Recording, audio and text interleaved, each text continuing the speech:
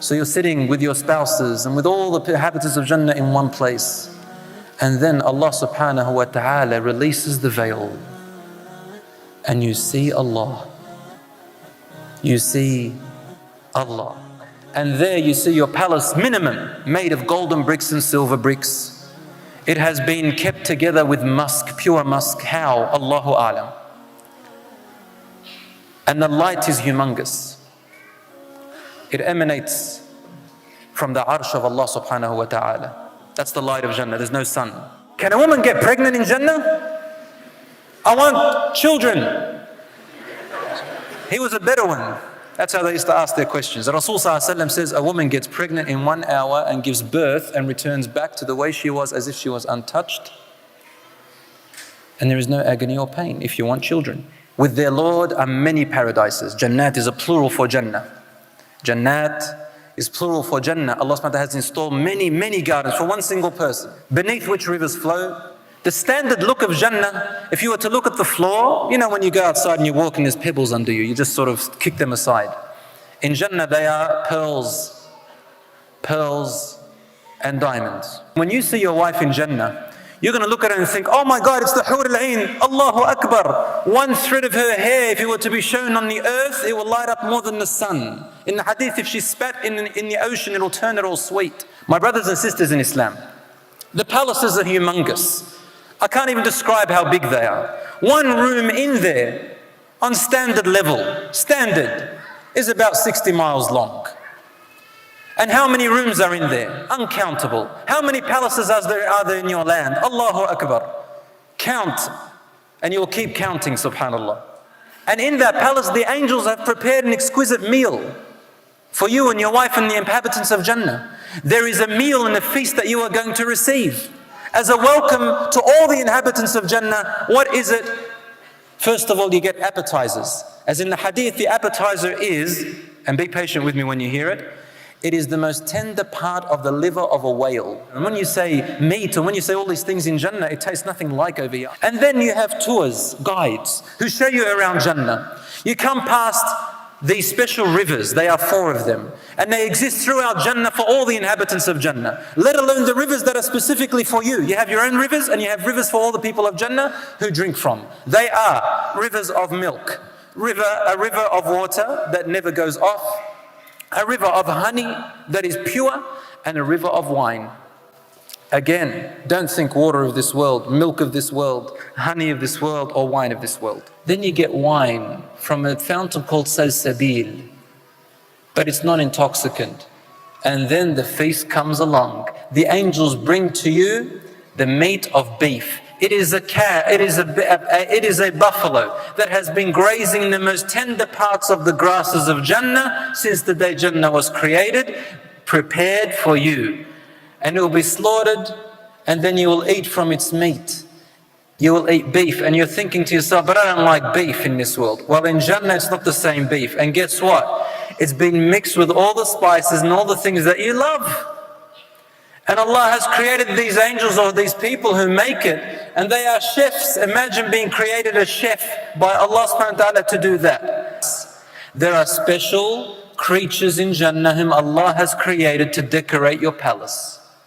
So forget about all the interior designers that you've ever thought of. These are the best. Allah has created them to decorate and design the interior of your palace. And the first thing that you are given is to quench your thirst. After all this time of waiting in the day of judgment, you are given wine, which is mixed with ginger,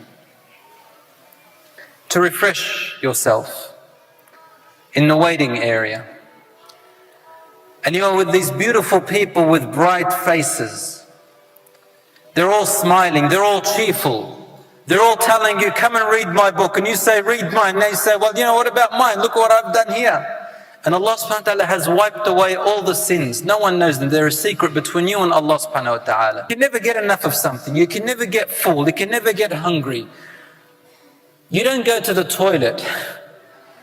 I see the young boys and girls here. You don't go to the toilet there ever again. So you don't have to worry about your mums and dads telling you, did you go to the toilet this morning? Up there's no toilet. You don't need to. There's nothing that smells anymore. There's nothing that, you don't sweat anything smelly. It's just pure enjoyment. You can never get enough of everything. You can swim in a river made of chocolate and eat chocolate fish if you want.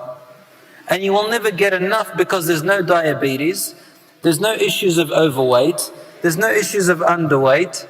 There's no issues of anything at all. And you're looking around and you see these beautiful trees, the trunks made of gold. What's that? Made of gold? Is it like the gold of this world? No. There's silver. Is it like the silver of this world?